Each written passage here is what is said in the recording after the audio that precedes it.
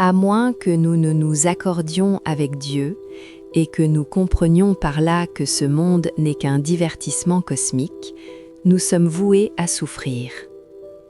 Il semble que la souffrance soit une discipline nécessaire pour nous rappeler de chercher l'union avec Dieu, la réalisation du soi. Alors, comme Dieu, nous serons divertis par cette pièce fantastique. Il est merveilleux de réfléchir profondément à ces choses. Je plonge dans ces royaumes tout le temps. Même au moment où je vous parle, je vois ces vérités.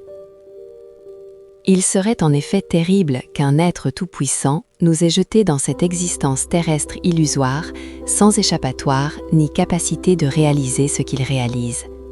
Mais ce n'est pas le cas. Il existe une issue. Chaque nuit, dans le sommeil profond, vous oubliez inconsciemment ce monde. Il n'existe plus pour vous. Et chaque fois que vous méditez profondément, vous êtes consciemment transcendant. Le monde n'existe pas pour vous. C'est ainsi que les saints disent que s'unir à Dieu est la seule façon de comprendre que ce monde n'est pas quelque chose à quoi nous devrions accorder beaucoup d'importance. Dans ce monde, il y a une répétition constante de l'histoire, de guerres et de troubles. Si nous sommes objectifs, nous commençons à percevoir les événements comme une sorte de film cosmique continu où la même histoire fondamentale est jouée encore et encore, simplement à des époques et lieux différents, avec des personnages différents. Vous ne resteriez pas assis à regarder le même film à plusieurs reprises, il perdrait bientôt son intérêt.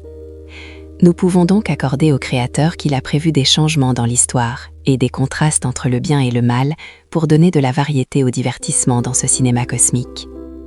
Nous pourrions dire que Dieu n'aurait jamais dû créer ce monde dans lequel il y a tant de troubles.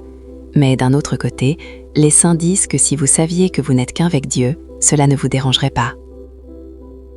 Si vous regardez un film, vous aimez qu'il y ait beaucoup d'action plutôt que quelque chose d'ennuyeux, n'est-ce pas? C'est ainsi que vous devriez apprécier ce monde illusoire. Considérez la vie comme un film, et alors vous saurez pourquoi Dieu l'a créé. Notre problème est que nous oublions de la voir comme le divertissement de Dieu.